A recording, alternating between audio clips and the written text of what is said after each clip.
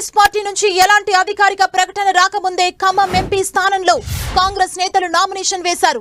ఆ పార్టీ అభ్యర్థిగా రామ సహాయం రఘురాం రెడ్డి తరపున స్థానిక కాంగ్రెస్ నేతలు నామినేషన్ వేశారు. 2 సెట్ల నామినేషన్ పత్రాల్ని రఘురాం రెడ్డి తరపున ఎన్నికల అధికారులకు సమర్పించారు. రఘురాం రెడ్డి తరపున మద్దినేని స్వర్ణకుమారి, నిరంజన్ రెడ్డి, బొర్రా రాజశేఖర్, నూకల నరేష్ రెడ్డి, రామ్మూర్తి నాయక్, ఎండి ముస్తఫా, మలీదు జగన్, జొన్నగడ్డ రవి, రమేష్లు నామినేషన్ సమర్పించారు.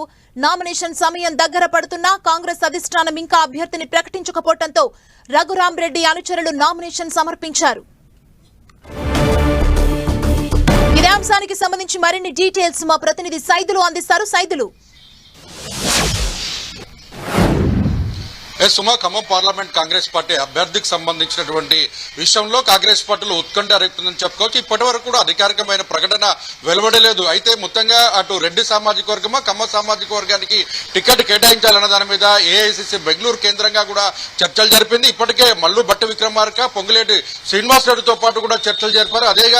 అదే స్థాయిలో ఖర్గే తుమ్మల నాగేశ్వరరావుతో కూడా తన అభిప్రాయాన్ని తీసుకున్న పరిస్థితి ఉంది. అధిష్టానం ఏ నిర్ణయం తీసుకుంటే ఆ నిర్ణయానికి తను కట్టుబడి ఉంటానని కూడా చెప్తున్నారు. మొదటి నుంచి కాంగ్రెస్ పార్టీలో చేరే సమయంలోనే తనకు ఎమ్మెల్యే సీటుతో పాటు కూడా ఖమ్మం పార్లమెంటు స్థానాన్ని కేటాయించాలని కూడా పొంగులేటి శ్రీనివాస్ రెడ్డి అధిష్టానానికి కోరిన పరిస్థితి ఉంది. అయితే అప్పుడు ఉన్నటువంటి పరిస్థితుల్లో కూడా అధిష్టానం తన టికెట్ కేటాయిస్తుందని కూడా ఆశించారు. అయితే ఇప్పుడు తన సోదరుడు పొంగులేటి ప్రసాద్ రెడ్డి లేదంటే వియంకుడిగా ఉన్నటువంటి రామసాయం రఘురామరెడ్డి పేరును ప్రముఖంగా ప్రస్తావించారు. పట్టుబట్టిన పరిస్థితులు భట్టి విక్రమార్క కూడా తన భార్య అయినటువంటి మల్లు నందినితో పాటు తుమ్మల నాగేశ్వరరావు తనయుడు యుగేందర్ పేరు కూడా ప్రముఖంగా ప్రస్తావించారు. అయితే వీరిద్దరు పేర్లు పక్కకు పోయినప్పటికీ తర్వాత అనూహ్యంగా మండవ వెంకటేశ్వర పేరు, అంటే టీడీపీ పార్టీకి చెందిన సీనియర్ నేత, గతంలో మంత్రిగా పనిచేసిన ఖమ్మం సామాజిక వర్గానికి చెందిన మండవ వెంకటేశ్వర పేరు కూడా ప్రస్తావించారు. అయితే ఆ తర్వాత వివిసి రాజా, వంకాయలపాటి రాజా పేరు కూడా ప్రముఖంగా వినిపించినప్పటికీ అనూహ్యంగా రాయల నాగేశ్వరరావు ఖమ్మం సామాజిక వర్గం నుంచి గతంలో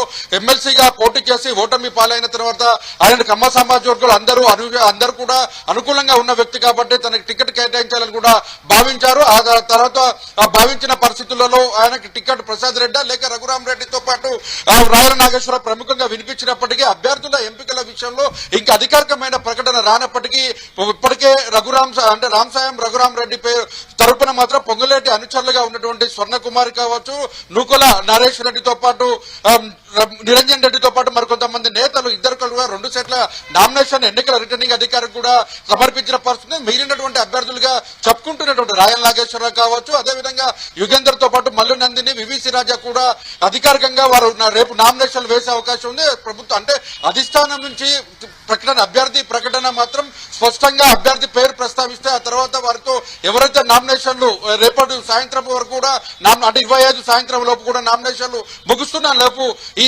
అభ్యర్థుల ఎంపిక విషయంలో స్పష్టత క్లారిటీ రానప్పటికీ తమ అనుచరులు ఒత్తిడి మేరకు తాము నామినేషన్లు వేస్తున్నామని చెప్తున్నారు.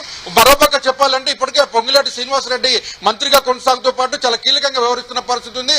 అదే రఘురాం రెడ్డికి సంబంధించి మనం చూసుకున్నట్లయితే రఘురాం రెడ్డి తండ్రి డోర్నకల్లో 4 సార్లు ఎమ్మెల్యేగాను, వరంగల్ ఎంపీగా 4 సార్లు కూడా పనిచేసిన పరిస్థితి. మొదటి నుంచి కూడా కాంగ్రెస్ పార్టీకి చాలా క్లియర్ గా ఉన్నటువంటి లాయల్ గా ఉన్నటువంటి పరిస్థితి అయితే కనిపిస్తుంది. ఓవరాల్ గా చూసుకుంటే ఒక సస్పెన్స్ వీడిందని కూడా చెప్పుకోవచ్చు.